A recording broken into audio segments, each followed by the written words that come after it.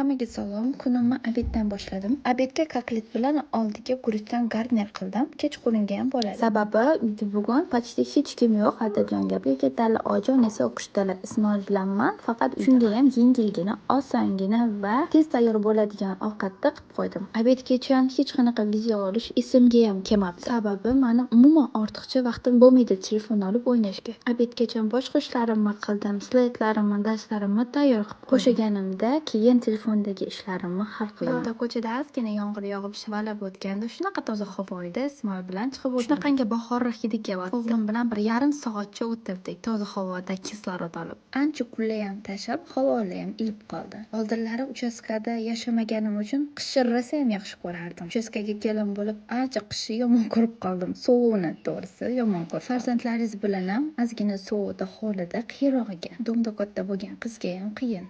Sizlar domdan uchastkaga kelin bo'lib tushib qiynalmaganmisizlar? Kommentariyada o'z fikringizni yozib qoldiringlar.